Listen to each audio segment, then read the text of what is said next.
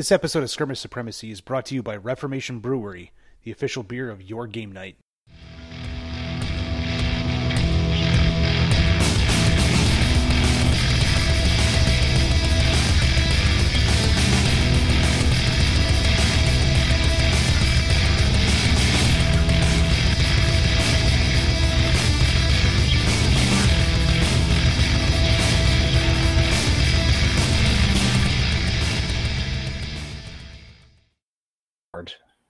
Okay, it's actually recording now. It just started.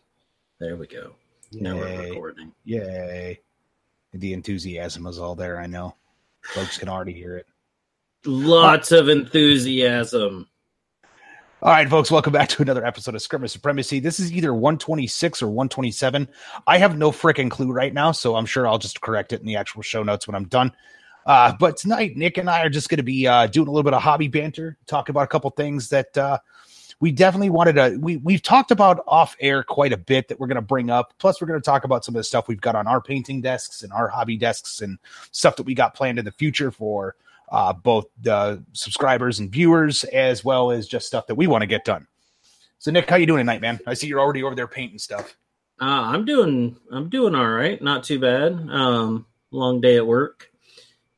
Accident on I-75 getting home, so that made the trip even longer.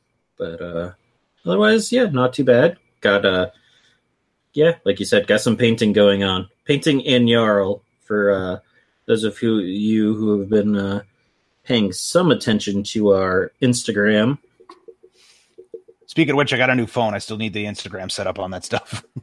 Yeah, you do. I'm getting bored of posting your stuff and my stuff. Yeah, exactly. At least let me get bored and post my own. Right.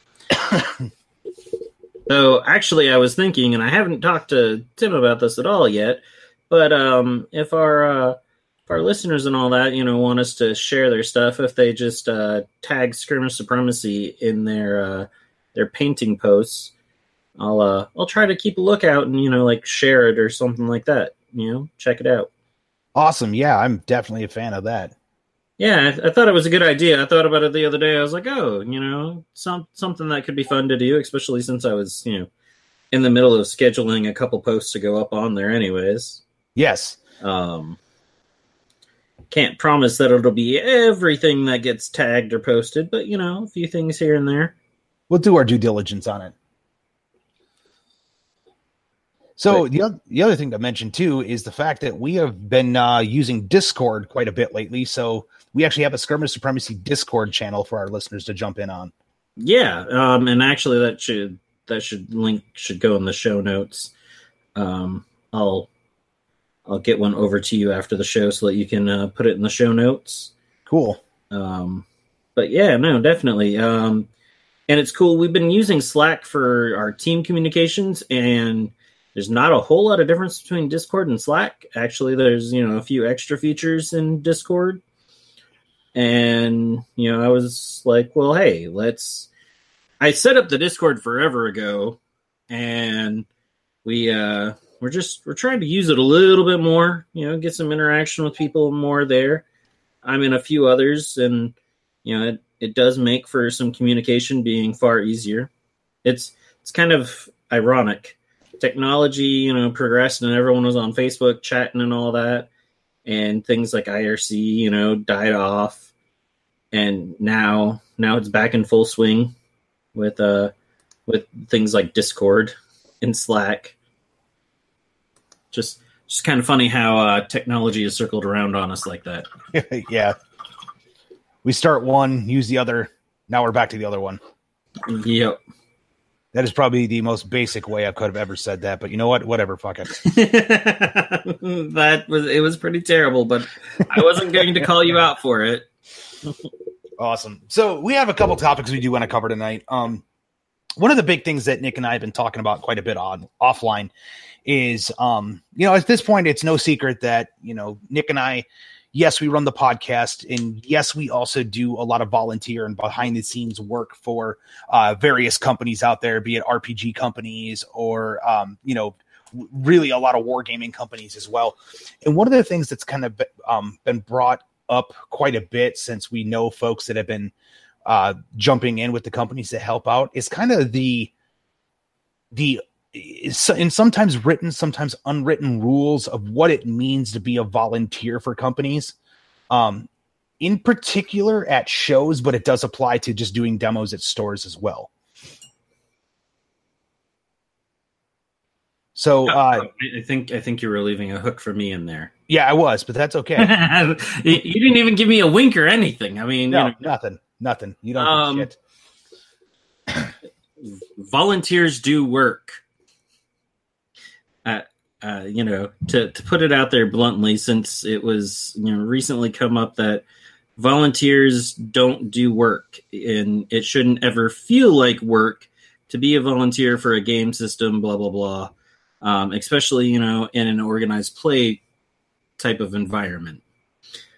And in reality, even if I love your game and your system to the ends of the earth, it's the only game I want to play, which I'll be honest, there isn't any of those out there. I love a lot of games. Hence why I'm painting in Jarl stuff. Hence why I paint Relic Blade stuff, or, play Relic Blade games, try and get people interested. Just tons and tons of games. But doing all of that, even though I love the games, it's still work. It's work that I enjoy. It's work that I derive pleasure from.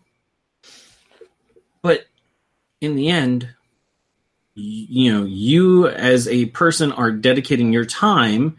You're also dedicating time just throughout your day to try and post something to, generate interest, to try and keep people's interest, because especially with a lot of smaller games, people flip-flop around them. Mm-hmm. It's really hard to champion small games when, actually Gaming from the Cooler, Owen kind of put it out there with one of the other games. Once you kind of have it figured out, why would you want to keep playing it? Once you kind of have something down, unless there's something new and challenging, why would you keep playing that game? Some of it depends. Some of it can be the story, or some of it can be you're playing someone new and they're doing different things. But generally you need the new content, which, you look at some of the big ones like Games Workshop. People are like, well, wow, how is Games Workshop successful? They are constantly releasing new stuff. There is almost an endless stream of something new, and even if it isn't directly for your army, it's for an army that you're facing, and it makes you excited for the game because it means that army has changed in how people are going to bring stuff and how you're going to face it. Right. It's not the same old all the time. But, back to, the whole work thing. So on top of that, you got to memorize, everything, or try to as much as possible, so that when you give a demo, or when, somebody asks you a question at, even a gaming night, you can rattle the answer off without having to go, just 1 second, I'm going to look that up in the book. Because that just doesn't look good, slows down your game, slows down their game. Everyone gets slowed down, and it tar pits. So in the end, it's a lot of effort, and that's even before you go to a convention and whatnot.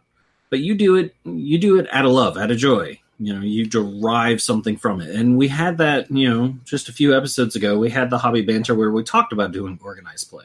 Right.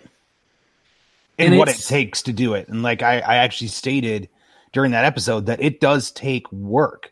Yes, you're a volunteer, but even if there's no special organized play for whatever company you're doing it for, it still takes work. You have to have fully painted armies. You have to go in with a level of energy. You have to go in as kind of a pseudo salesman to help, get other people into the game. Like, that's all work. That's not just you showing up with a couple of buddies, drinking a few beers, playing games. Exactly. And so you do it out of a love for the game, and there can be rewards at the end of it. But then you also have to look at, when the companies put out there for, those that that have an organized play system, when they put out there, here's how you earn rewards. Here's to have this title of, an organized play, a Pathfinder, I just suddenly dropped all the other ones that I was thinking of. But to be anything, to be a part of the organized play, you have to meet these requirements. So once beyond all that other stuff, and to maintain, you have to reach these requirements. Mm-hmm. So, even once you are in, you still have to do stuff to keep that position if you want it. Right. And, in reality, that's putting work on you, because once again, it's not just you going back and kicking back and drinking beers. It's not you being able to go, you know what, tonight I don't want to run any demos. And when somebody shows up looking for a demo, you just wait for somebody else to take it on. You have to be able to engage those people. You have to, converse with those people, even if you would rather not. Right.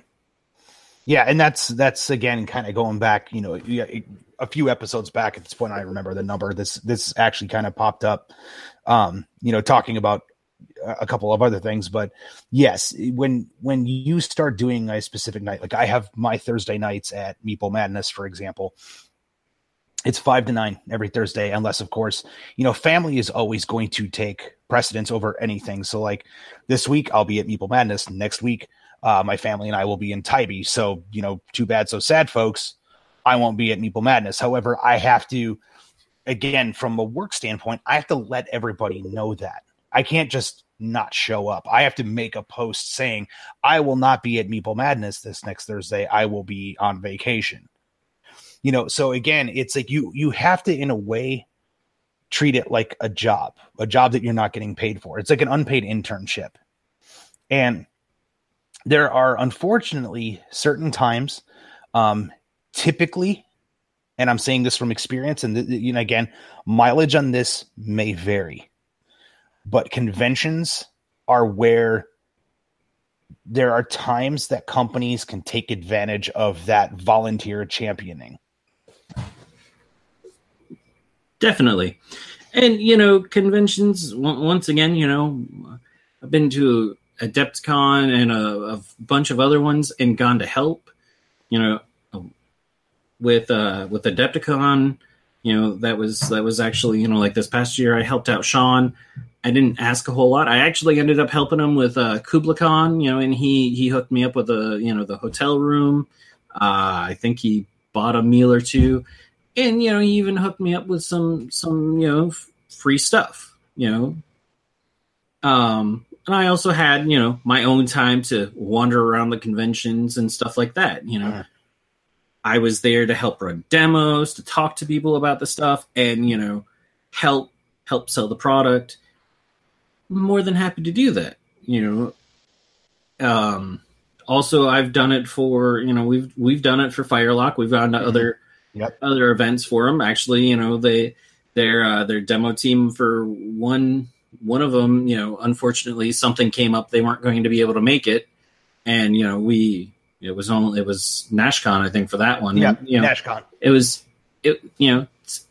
a decent afternoon drive for us, to get up there to help out with the the booth and all that, because all of a sudden there were a couple people short, and it was a good event, and you walk away feeling good from those things, because you had a good time, the company had a good time. Yep. At least you hope the company had a good time, because especially with smaller companies, there's always that, worry that maybe they didn't sell enough stuff at the show to kind of cover their expenses. Right. That's always an issue for smaller shows. Now, the reason why I say mileage may vary is for a few reasons. One, certain companies treat their folks certain ways. Every company, their volunteer program is different, and they have different expectations. The other reason why I say that is because depending upon the size of the show will also determine how hard you end up having to work as a volunteer while you're there. And yes, I'm saying it right now, like you are working. So Nick brings up Adepticon and NashCon. So yes, at those shows, like Adepticon is getting bigger and bigger. So I know that for a fact when Nick was helping Sean out at Adepticon with Relic Blade, like he was standing in a booth for, what was it, about 6 hours a day? Yeah, I think the hall opens at 9 or 10. I think 9 or 10. Yeah, I think it's a 10 to 6 hall. And I then remember at like 6, so you get there somewhere between 9:15 to 9:30, maybe 9:45 if you're pushing it, because you want to get anything that you put away set up and stuff like that. And then you're there till after it closes, because there's usually always a few stragglers who are trying to buy some last minute things, and then you close up and go to lunch or go to dinner. Right. So, even on that case, like, we're still talking, call it 9 hours, right? That's average, I would say. So, like, if you're at a show like that where you're, and again, mileage may vary depending upon what the booth has, as far as like, where do they need you to be? Are you running more demos? Are you just there for a few minutes? Like, kind of all that kind of stuff. So that determines. So, for example, Nick was there. He was helping out Sean. He was in the booth for roughly 9 hours each day. Now, where that changes is you start going to some of the larger shows. And in this case, I am going to specifically call out Gen Con and Origins. Okay. And Essen, if for those of you in Europe that might go to like the major board game show there. And the reason why I bring these up is because the shows themselves are so freaking massive and there are so many people that you end up doing far more work than what you would do at a smaller show, say like Adepticon and NashCon. So where the great thing with Adepticon, going back to that one for the miniatures focus folks that might be more familiar with that show, even in a case like that, Nick was working a booth. He got that in there a little bit early, got set up what he needed to, and stayed a little bit later to break everything down. But the moment that booth closed, like his day was done. He brushed his hands of it and he's off doing whatever else he wants to do. And it's like that a lot at shows like NashCon or Siege of Augusta or some of the other smaller historical shows that we've been to, where it's like, okay, your booth day, if you want to call it that, the booth portion of the day is done. Brush your hands, walk away. Cool. Let's go play some games and just hang out with folks.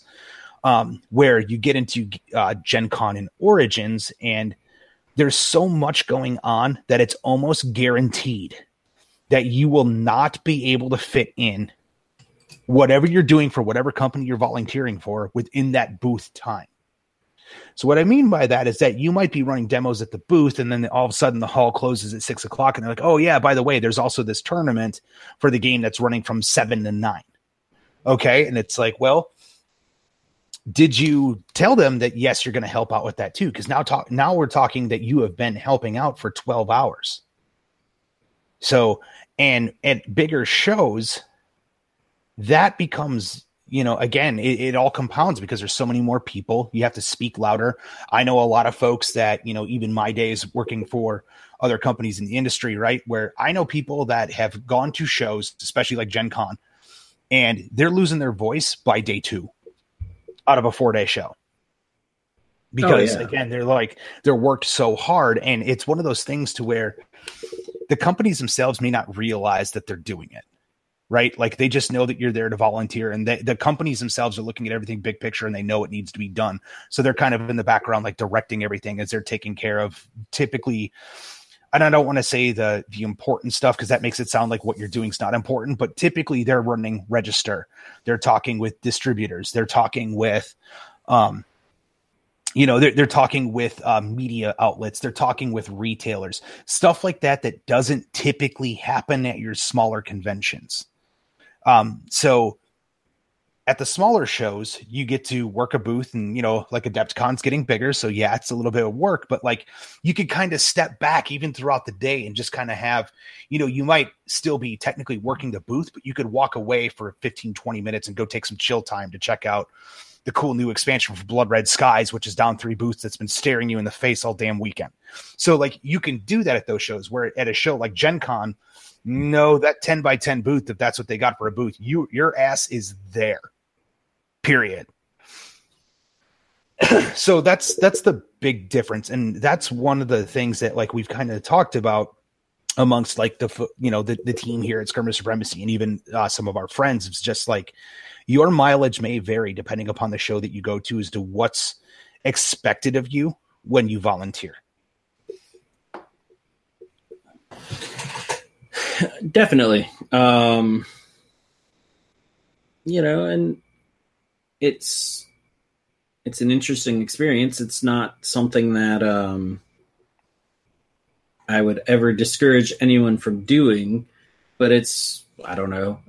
I want to say the darker side of our, what is the good side of volunteering, of being, organized play and all that.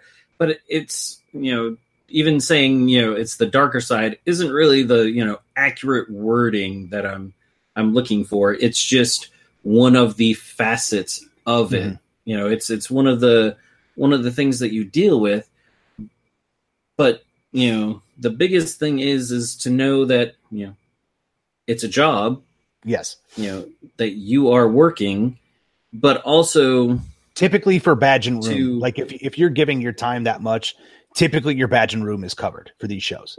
Right. But, to also go in,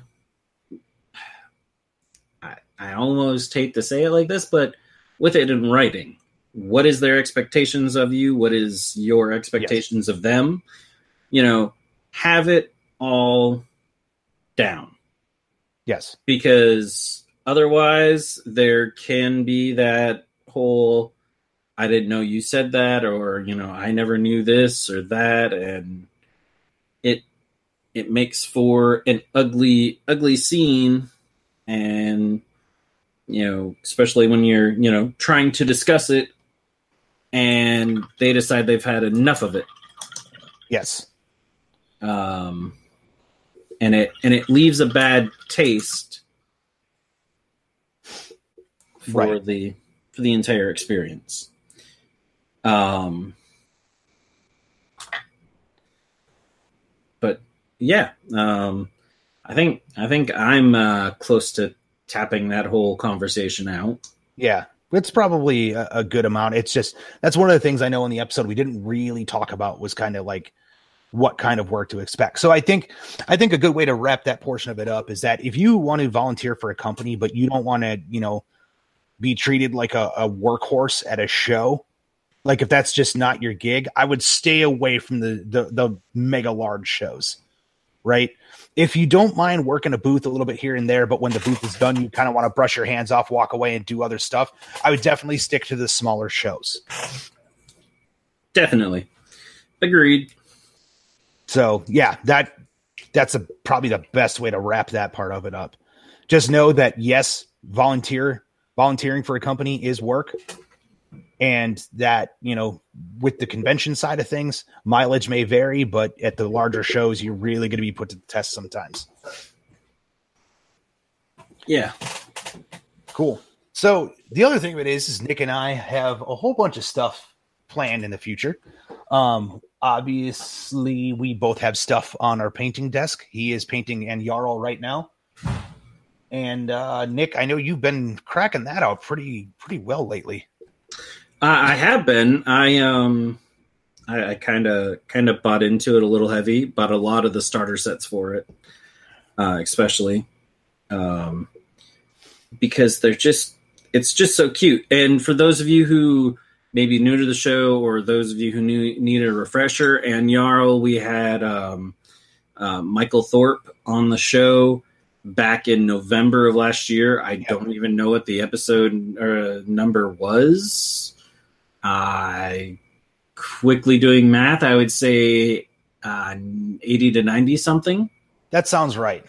So, there's just 20 numbers that you have to check in there. Yeah. Do your homework. But it's a world that he created. It feels somewhat Jim Henson-ish, especially like Dark Crystal, with some of the stuff. But at the same time, even going and saying that, it also has its own flavor in there, its own uniqueness. It's that the characters are detailed, but they're simple at the same time. And that's what gives it that kind of, Muppet feel. Right. But yeah, so, I finally pulled the trigger and got a bunch of the stuff, and then I got a bunch more. And, trying out the game, because it does something a little bit different. Instead of, throwing dice and trying to, really add or subtract, you could even still throw dice for it, but you have a pool of 12 stones, half defense, half attack, so 6 and 6. And the stones, one side has a logo on it, the other side doesn't, and you throw them. And when you throw them, if it lands face up, it's a success. Either it's a successful defense or a successful offense. Right. And there's some abilities that can subtract or add stones, but that's it. And in the end, no matter how many of those abilities you have a max of 6 of each, either offense or defense.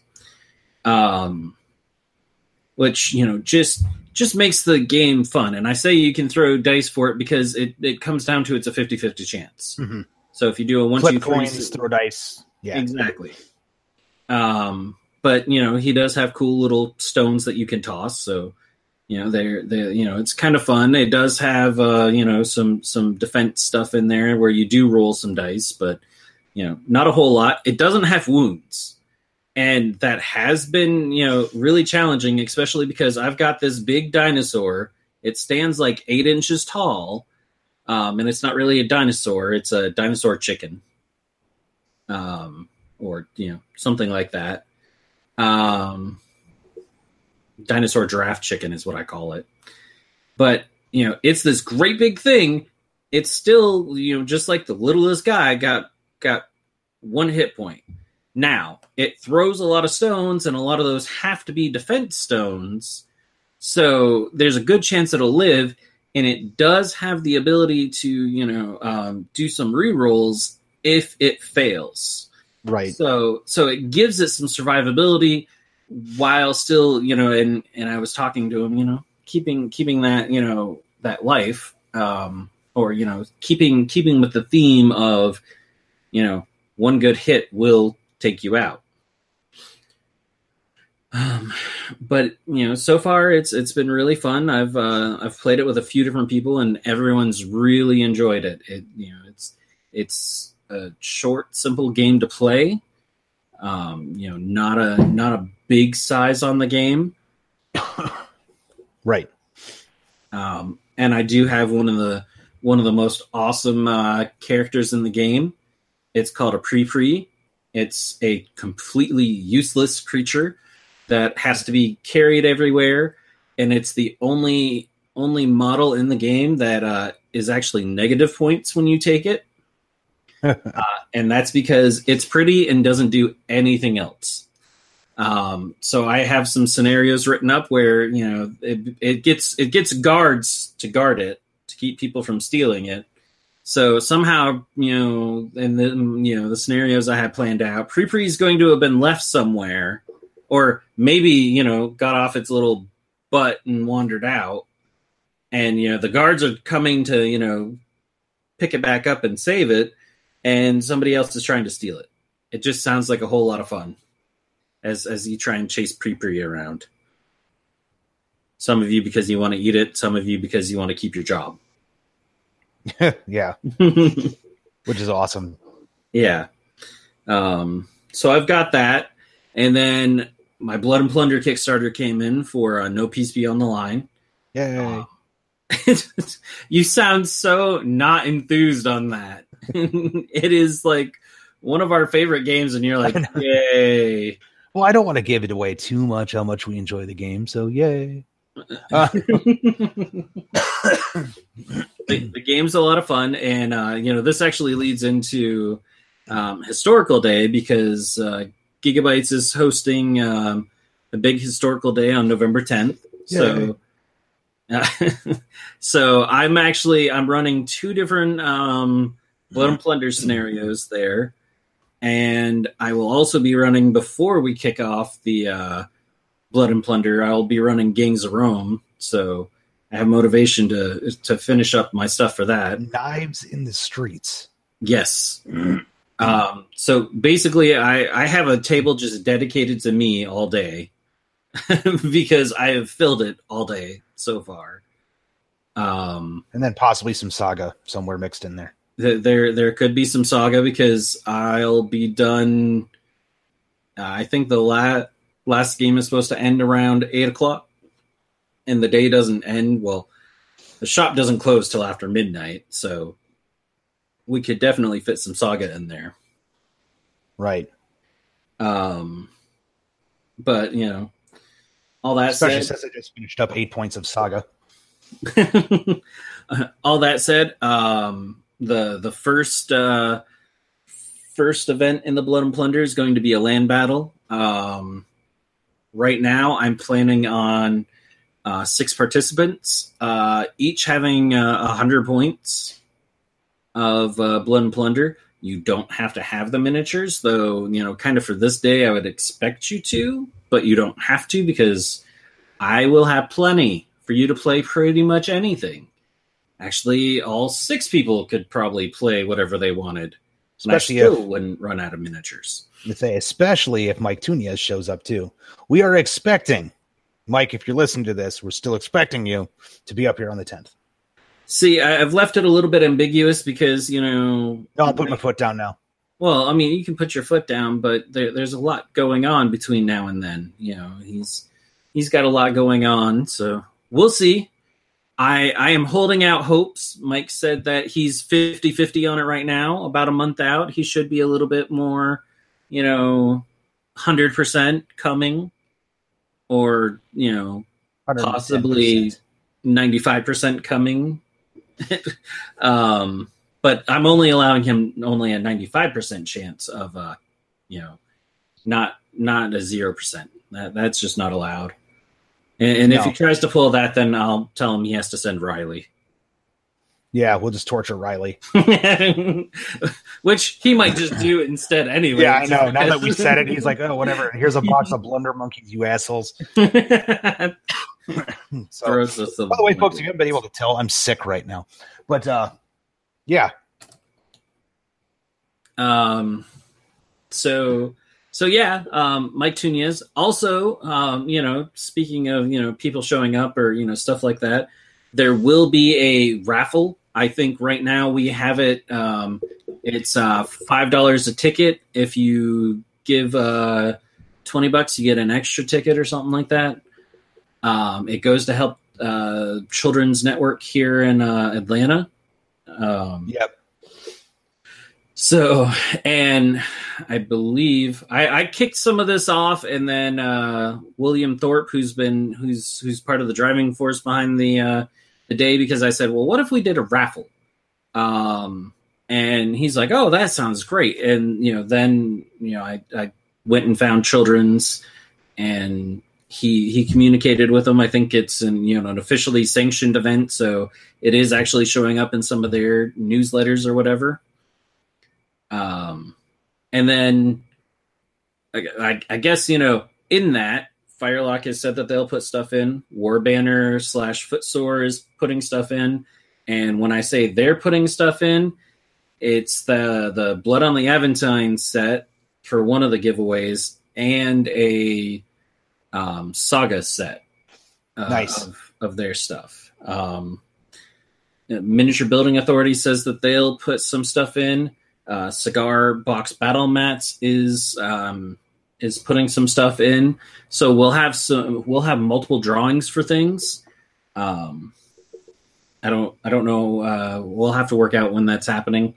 If it'll happen throughout the day or what. And I'm still talking with a few other people to continue getting further support for the event. Nice. And on top of that, November 10th is technically the day before my birthday. Since I spend my birthday with my family, we'll be celebrating my birthday at the shop on that day. So if you come by and say, hey, Tim, happy birthday, you can buy me a beer. There you go. You can buy him a beer. but only if you say happy birthday first. Tim, the only person who actually puts requirements on buying him a beer. Yes, otherwise I'll be very drunk by the end of that day. Well, I mean, it just still sounds like fun as hell to make happen anyways. I'll just give people beer and be like, go tell him happy birthday. I'm a dead man. But anyway, yes, I'm looking forward to that day. So some other stuff that's going to be popping up starting hopefully in November for our RPG fans that listen in is a few episodes ago, I was talking with my good buddy T.S. Lukehart, who works for Cubicle 7. They're releasing the Warhammer Fantasy RPG, the 4th edition. And we're going to be doing an actual play. I think we're still talking Twitch on that. Am I correct on that? Like we're going to try to stream it through Twitch. Yeah. Stream it through Twitch, so we'll play live. And yes. So, and we're going to be using Roll20 in order to do that. So a lot of that is already integrated into Roll20 without a problem. And so we will have a campaign. Right now we're thinking it's going to be one session a month just because of the fact that we're all, families with kids and stuff like that. So one session a month where we're going to play Warhammer Fantasy, and I'll be the game master. And then right now I believe it's Nick, Robin, and Nathan is the three poor souls that will be the adventurers in that session. Yeah, I don't know how we decided you were the one that was going to run it. I don't know about that. Go with it. Go with it. No, I mean, I am totally open to anybody else running it. It's just I already started writing the campaign, so I'm just saying it's me. But anyway, so yes, we're going to be doing that. Either way, there will be a Skirmish Supremacy Warhammer Fantasy actual play. So any of those of you that have played D&D or other RPGs and have been wondering about the new edition of Warhammer Fantasy, or if you are getting the new Warhammer Fantasy and want to see how other people have been running campaigns, please tune in. And again, done badly, but still. It'll be done badly, horribly. But the point of it is that it's there for you to watch. That's why I also stated in the beginning that is an actual play. So there's not going to be really any editing done to these. So what you see happens on camera is what is going to happen. There's going to be no editing, which means that if Robin stops to take a sip of beer, you're going to see it. If Nick decides he needs to go up and go to the bathroom, well, we're not going to follow him into the bathroom with the camera, but thank you. You'll know what's going on. So I'll make sound effects for you. Perfect. So yeah, and that's the thing with it being an actual play. That means that if we have rules discussions where if something pops up where we're like, oh, we need to freeze frame and just double check to make sure this the way this works, that also helps a lot of players too, because now they're understanding like some of the things that could come up as snag points in their games. So the actual play is good in that regards, and also because I'm really fucking lazy and don't like editing. The funny part, you mentioned family and all that. The two guys without kids are the two guys that actually have their characters prepped and ready. Yeah. I still have only glanced at the book like twice, so I need to do that soon. Yeah, I've made a character that you guys may or may not run into. I haven't decided yet. I may write him into the campaign as like kind of a recurring like NPC, super friend that can tag along with you kind of thing. I haven't quite decided yet how to make that work. I need to see what everybody else is going to do for their session 0. So yeah, that's kind of how that is going to be planned out and run. So that will be, we're hoping to get that started in November. For those that may want to watch live, because this is probably going to be an option with that. We'll have comments turned off just so it's not distracting us. But right now we're kind of talking, it'll probably happen on like either Friday nights or Saturdays, like after kids go to bed, especially me, because I've got 2 young ones. So, it would be something along those lines to where we're not going to be, bugging people. Tim is totally using the heck out of that kid's excuse. Damn right I am. Just been milking that baby. They're 1 and 2, and they love spending time with me. So how am I going to do that during the day? and by baby, I do not mean the kids. I meant that in the the more whatever term, existential, something like that. yeah, so that's what we got going on as far as some plans for the future. So, because we've been talking about doing some RPG stuff for a while, and I ran Overlight by Renegade Games over at Nathan's birthday party, which was a pretty big hit.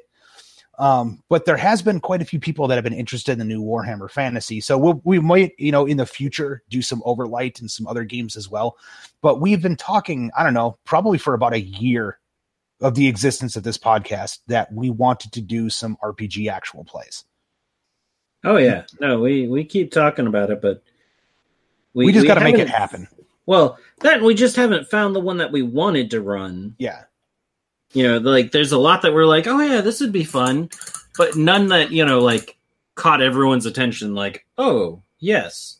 Well, besides Overlight. Overlight did, but, the Warhammer one kind of just showed up. Yeah. it was, because I know we were kind of bouncing around, the other one, Overlight, but, we just ended up with Warhammer in our hands, and it was like, okay, yeah, I guess we figured out which one we're running, guys. Yeah, that was kind of just luck of the draw at first. So Overlight will probably be in the future because being an actual play, I am hoping that we could have the campaign wrapped up in like 10, 12 sessions, which is a year's worth of playtime because we're only going to record maybe one a month. Again, if our schedules say that we could do a little bit more, great for you. But yeah, no, definitely. Scheduling is definitely our biggest problem. Yes. So, but Warhammer Fantasy RPG, the 4th edition, Wolfrup 4E, for those of you that listen to that episode, we will be doing that one first. And if you didn't listen to that episode, you're wrong and need to go listen. Right. So, we got that going on. And then, on my side of things, on the hobby side, every single bit of my time has been directed towards getting stuff painted for Ragnarok's book 2 and 3. Ah, here we go again. Yeah. Boo! For me, don't buy it. It sucks. Not even out yet. It comes out March 2019. Debuts at Adepticon. Don't buy it. It sucks. No, totally hijacked the entire show. I just ruined it. Chilling yourself out. No, but seriously, but in all seriousness, it comes out March 2019 at Adepticon. But I've talked about it before. Like the core book's done. It's been done since May. The artwork's coming in. I will, for those of you listening that are on Ragnarok Worldwide, I promise you I have artwork coming soon. I just need to wait on finalization from my editors to start showing that stuff off. Nick has seen a lot of it, and he can attest to it that it's all freaking amazing. It's really good stuff. The artwork is the reason to buy the book. The rules, fuck those rules. Take them or leave them. But right now I'm in the process of writing both of the core book expansions. So, and of course I've got deadlines. So like my focus right now is, yes, I still like to play other games, but my focus right now, as far as the hobby side, is getting stuff done for the books.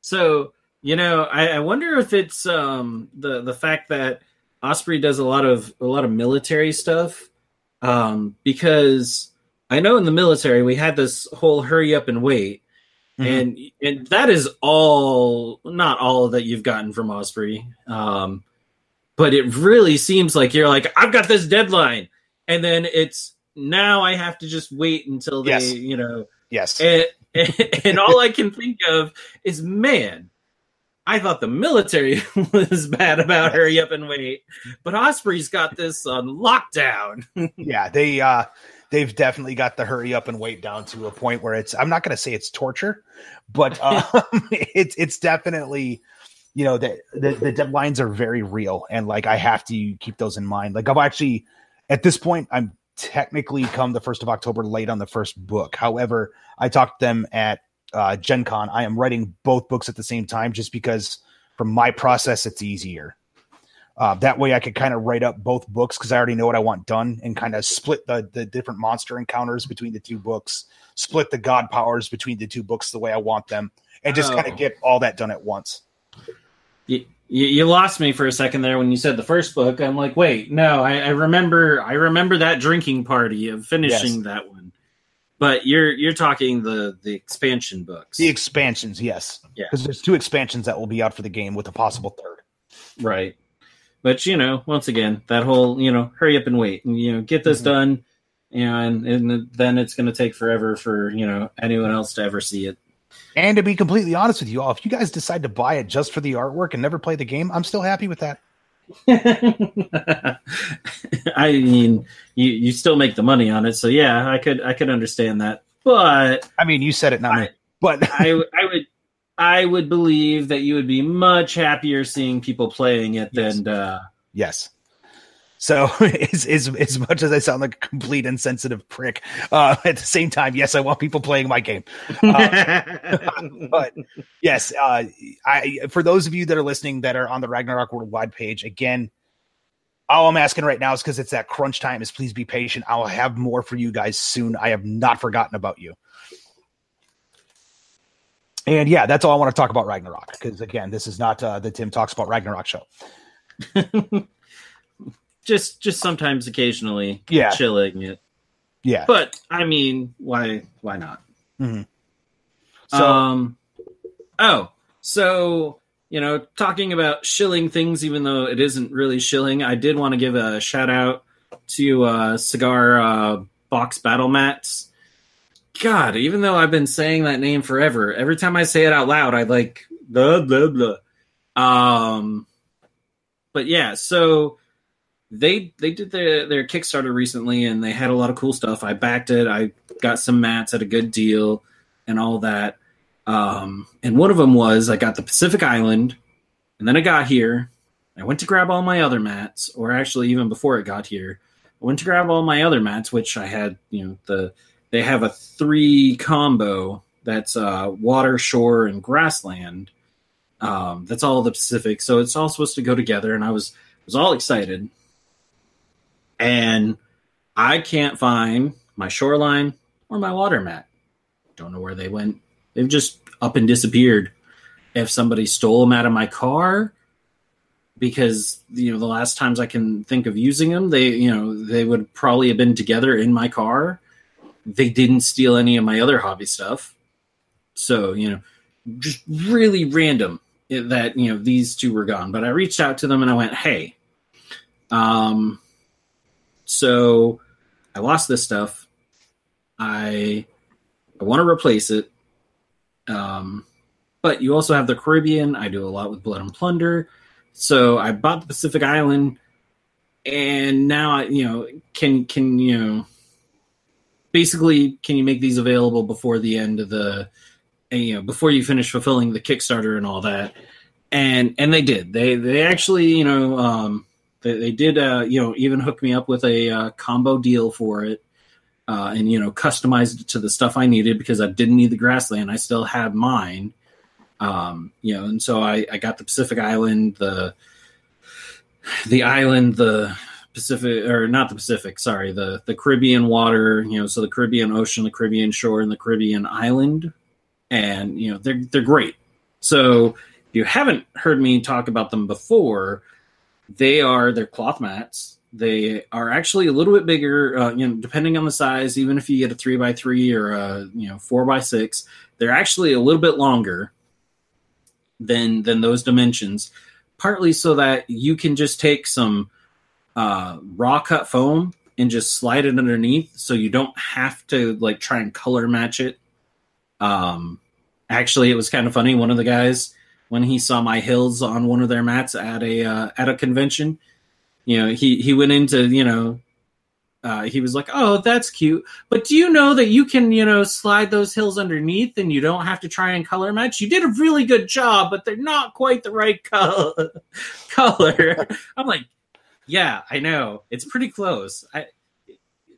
I'm working on it. Give me a break. Give me a break. But, so they're big enough that you can do that and stuff like that. And I really like their mats. The best part is, because of the material it's made out of, you can also use it as a blanket. And some of their mats are even plush, which is great for wargaming because you set your figures down and they're just heavy enough that they push down on the plush a little bit, and it looks like they're in a grassland or wherever. So you kind of have that better terrain look and feel.